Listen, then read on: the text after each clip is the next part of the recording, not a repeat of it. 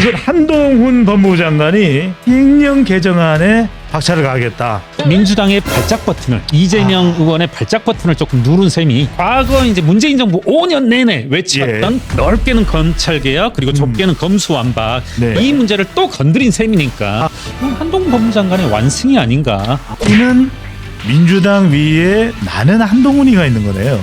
이재명 의원의 사법적 리스크 있습니까? 뚜렷합니까? 없습니까? 이른바 0에서 5까지 이렇게 예. 본다라면 예. 저는 4.5 정도 오지 않았나. 뚜렷하다.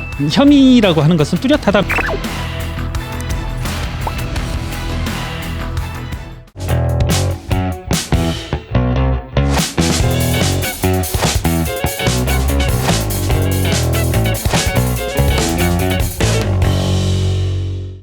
김 변호사님. 네.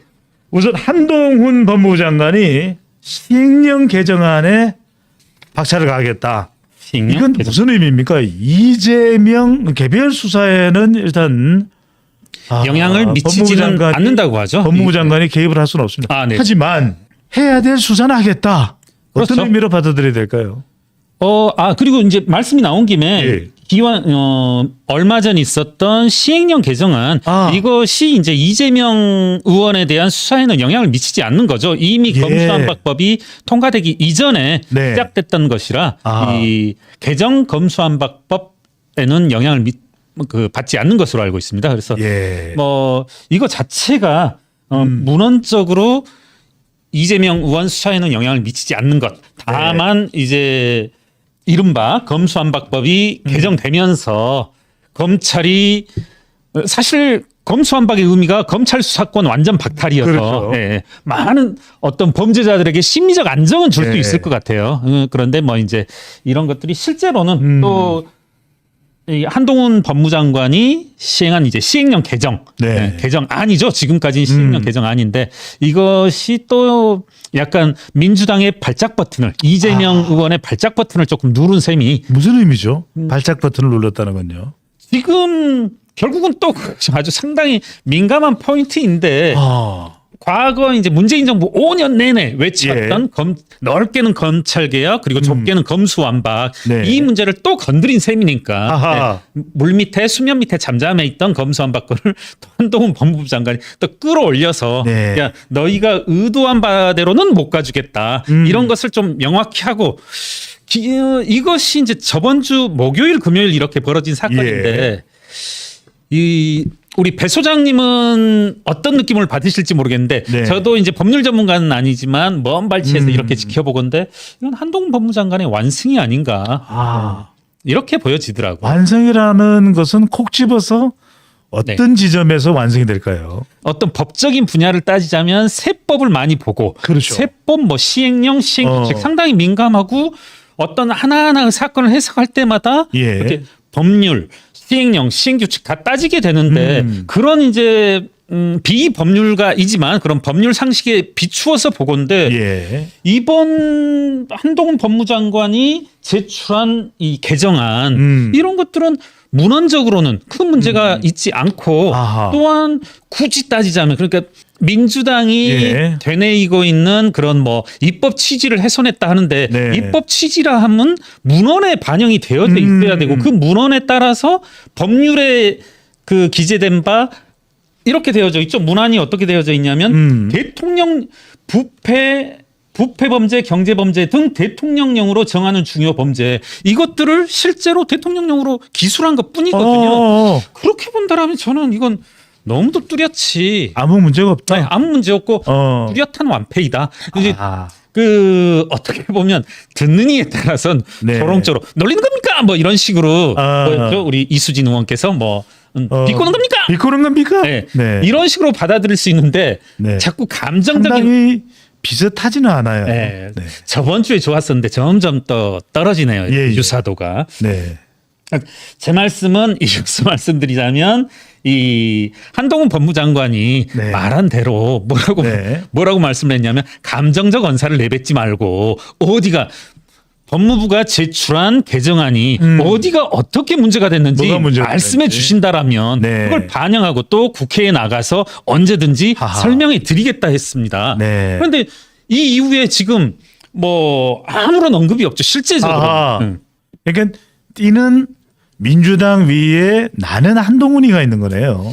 한동훈 장관이 있는데, 자 여기서 이제 우리 시청자분들이 궁금한 것은 계속해서 이제 더불어민주당은 거의 더불어민주당이 이재명이고 이재명이 민주당이 되어가고 있어요. 그렇죠. 자 근데 네. 계속해서 뭐 당은 80조까지 개정하면서 네. 아이 뭐 말이야 사법 리스크고 저기 말도 안 돼. 방탄 기갑 부대로 나를 사수할 거야. 자 그런데 네. 사법적 리스크 같은데 세법을 보든 현금의 흐름을 보든 네. 이재명 의원과 관련된 지금 의혹들을 보더라도 예. 이재명 의원의 사법적 리스크 있습니까? 뚜렷합니까? 없습니까? 이른바 0에서 5까지 이렇게 네. 해본다라면 예. 저는 4.5 정도 오지 않았나. 4.5. 예, 어. 예, 예. 뭐 뚜렷하다. 예. 이재명 의원의 어떤 혐의라고 하는 것은 뚜렷하다. 몇 가지 이제 사건에서 예. 김혜경 여사가 입건된 경우도 있고 아. 예, 그간에 이제 언론들이 시민사회가 추적해온 내용에 비추어 봤을 때도 네. 상당히 혐의는 뚜렷하다. 예, 이렇게 예. 볼 수 있을 것 같습니다. 특히 이제 김혜경 씨의 불법 카드 네, 사용 의혹과 관련된 이 참고인이 조사받고 난 이후에 그렇죠. 사망을 했고 네. 여론조사에서도 이재명 의원과 관련이 있느냐에 대해서 절반이 넘는 여론이 여론조사 결과지만 나오기도 했습니다. 그렇죠. 네. 자, 일각에서는 뭐 정성호 의원 같은 경우에 그런 이야기를 해요. 뭐 해봐야 1,000만 원도 안 되는데. 네. 근데 그때 분명히 과일 가게 한 곳에서도 상당한 1억 금액이다. 정도였죠. 네. 자, 이 부분에 대해서 합계 얼마 정도 되는 겁니까? 그러니까 그때도 말씀드렸다시피 정성호 의원께서 1,000만 원이라고 말한 건 약간 이제 오해가 있었던 것 같아요. 그러니까 지적했었지만 뭐였었냐면 민변 출신 경기도 감사께서 예. 작년 10월경에 법인카드 문제가 불거지기 때문에 자체 감사를 실시했고 올해 3월경에 이제 결과가 나왔습니다. 네. 그때 결과가 뭐 얼마였었냐면 100만 원이었거든요. 대선 이후에요. 네. 네. 네. 대선 이후에 이제 경기도 감사, 민변 출신 경기도 감사, 이재명 지사와 친분이 있는 경기도 감사가 감사 결과를 발표하길. 그것도 대선 이후에 발표가 됐다는 것도 그렇죠. 네. 석연치가 않아요. 그렇죠. 네. 야, 문제가 있다. 분명히 경기도 법인카드 사용 문제가 있는데 그 금액은 100만 원이야. 이렇게 했었던 거고 한때 이제 온라인이 이른바 이제 개딸들 댓글로 이제 시끄러웠죠. 야, 어떻게 100만 원 가지고 공적 사회 100만 원 사용 가지고 이렇게 큰 문제를 삼냐. 네. 이렇게 했는데 정성호 의원은 그걸 착각한 것 같고요. 다만 지적하고 싶은 것은 과일 가게 한 군데에서도 수원 화서동 소재하고 있는 과일 천국 네. 한 곳에서만도 법인카드 사용액이 1억을 넘거든요. 아. 이때 법인카드 사용액은 뭐 있을 수 있는 예. 실비 성격의 금액이 아니라 40 이렇게 찍혀 나가는 거거든요. 그래서 또 이제 아니 매몰차게 왜 50도 아니고 100만 원도 아니고 40만 원이 계속 찍히는 이유가 있을까요? 그게 이제 인원수 네. 이른바 그 핑계가 뭐였었냐면 적요란에 적혀져 있는 거 보면은 코로나19 여주지구 뭐 초초 뭐 이렇게 돼 있는데 네. 그때 인원수 곱하기 대개는 법정인 지출 한도가 3만 원 정도이거든요. 예. 그렇기 때문에 자꾸 그 제보자와 배모 시간의 녹취록에도 예. 야, 사모님 그 식사 배달하는데 12만 원으로 끊어. 네, 그리고 3만 원 이내여야 된다 이런 말 나오는 게 이제 그런 의미거든요. 예. 각종 지침 행안부 규정에도 1인당 3만 원 이런 규정이 있어서 이제 3만 원, 12만 원 이렇게 한 것 같고 그것도 비슷한 취지로 약 40만 원이지 않을까. 10여 명이 근무하기 때문에 네. 40 이렇게 한 거 아닐까 이렇게 추정됩니다. 네.